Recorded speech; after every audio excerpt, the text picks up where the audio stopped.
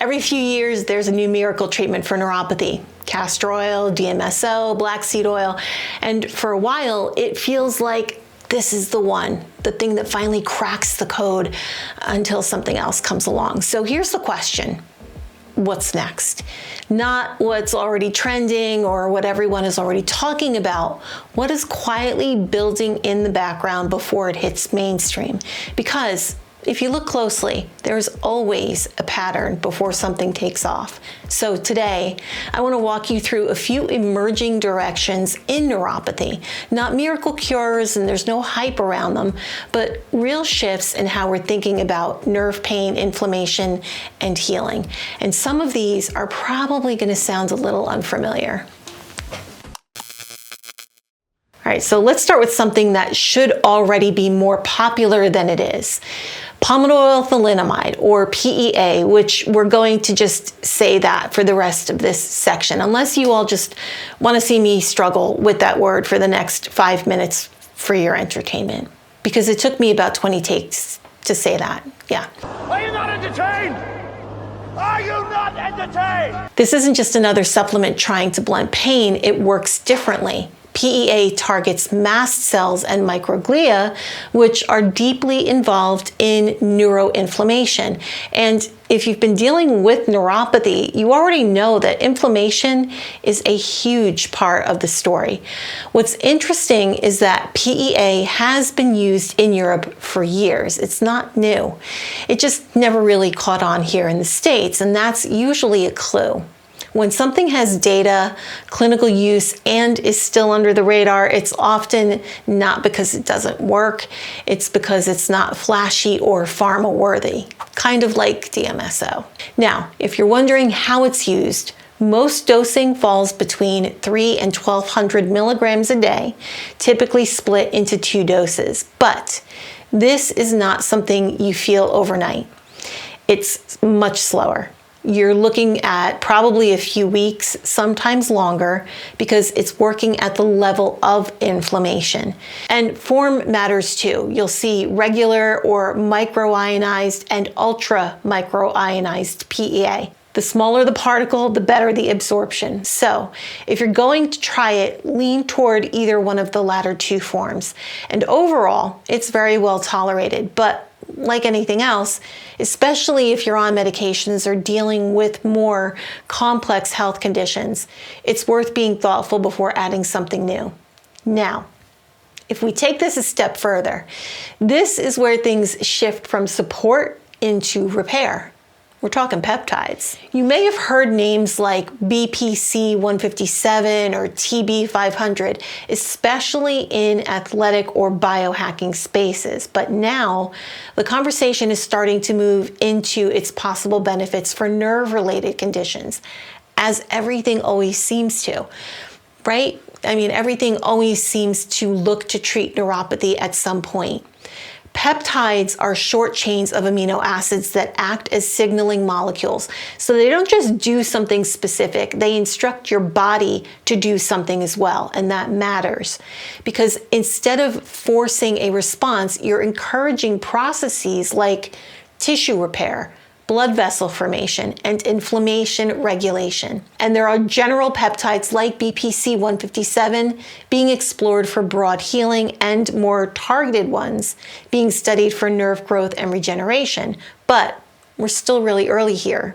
Most of the data is preclinical with growing anecdotal reports. So this isn't mainstream yet, but the direction is clear. We're moving from symptom management toward influencing the environment that healing takes place in. Now, a couple of things to know. Most peptides are injected. They're not taken orally. And this is a regulatory gray area. Many are sold as research chemicals, which means quality and dosing can vary. And that's where the risk comes in. Some peptides are derived from compounds that your body already uses in injury response, which is part of why they're so interesting. But this is not a casual starting point. So between sourcing, dosing, uncertainty, and limited long-term data, this requires a higher level of caution. If someone is interested, the safest route is through a qualified medical provider using a regulated compounding pharmacy, because once you step into that gray market, you're trading convenience for uncertainty. And if peptides represent repair, there's another direction that doesn't involve adding anything at all. It shifts the question completely. Instead of asking, what can I take? It asks, how is my system functioning? We're talking vagus nerve stimulation next. The vagus nerve is a major part of your parasympathetic nervous system. It helps regulate inflammation, heart rate, digestion, and how your body processes stress. And it plays a role in pain signaling. When vagal tone is low, the system stays in a more inflamed reactive state. But when it's higher, there's more balance. And this connects to something called the cholinergic anti-inflammatory pathway, where activating the vagus nerve can actually help reduce inflammation. And here's something most people don't realize. About 80% of vagus nerve fibers are sensory. It's constantly sending information from the body to the brain. So when that signaling is off, it's not just a local nerve issue, it's a system-wide issue. There are devices that can stimulate this pathway, often through the ear or the neck, and some are becoming more accessible. But you don't need a device to start, which is the awesome thing about all of this. Slow breathing is one of the most effective tools. So you're going to inhale for a count of 4, exhale for a count of 6 to 8. And you're going to do this for about 5 to 10 minutes. The longer exhale is what signals the body to down-regulate. Cold exposure can also activate this pathway. Even splashing cold water on your face or a short cold rinse can trigger a vagal response. Humming works too. The vibration stimulates the vagus nerve through the vocal cords. And then there are gentle eye and neck movements, like a slow lateral gaze, holding your eyes to one side for about 30 to 60 seconds, and waiting for a natural response, like a yawn or a sigh. This should feel simple. That's the point. You're not forcing change, you're signaling safety to your body and brain. And this is something you do consistently.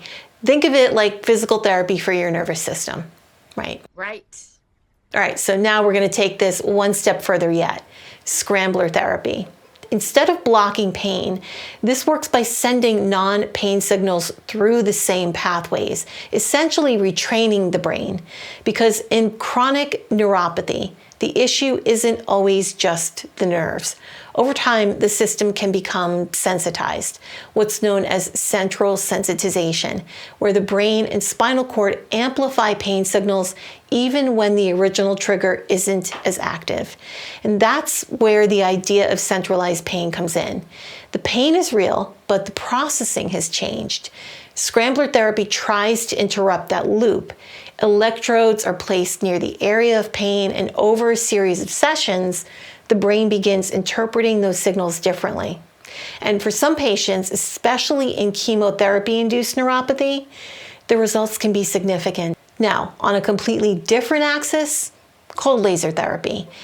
This is about energy. So specific wavelengths of light penetrate tissue and stimulate mitochondrial activity, increasing ATP production. And nerve cells require a lot of energy to function and repair. So the idea here is simple. Improve cellular energy and you improve the environment for healing. There's also evidence suggesting that they saw improved blood flow and reduced inflammation too, but here's where people get tripped up. Not all devices are equal. Clinical grade lasers deliver far more targeted and powerful energy than most at-home devices. So that might be a drawback here. So when someone says red light therapy didn't work, for example, it may not be the concept, it may be the delivery and the device that they're using. Both of these are typically done as a series. The cold laser is several times a week. Scrambler therapy is daily for a couple of weeks. And like everything we've talked about, these are not guaranteed fixes. They're options and they're directions to look in, but more importantly, they represent a shift from suppressing pain to changing how it's processed to supporting how the body heals. And if you want a deeper breakdown of centralized pain, I go into that more in the episode with Dr. Gupta, because for a lot of people, that's the missing link. So if you've been stuck trying one thing after another, it might be worth asking a different question. Not just, what do I try next? But what part of my system hasn't been addressed yet? Inflammation, energy, signaling, repair, because the future of neuropathy treatment isn't one miracle solution. It's understanding the system and knowing where to intervene. And once you start looking at it that way, you start seeing options that you didn't even know were there before. And that'll do it for today. If this helped, like, subscribe, or join the channel. It keeps us going. It keeps the lights on. And you can also head over to Lucid Med for more content. I think there's well over 350 videos at this point. And you never know, I may have covered a topic that you might be interested in. Or if you want more one-on-one guidance from me, you can book a call with me over on Lucid Med Hub. But until then, stay healthy and lucid.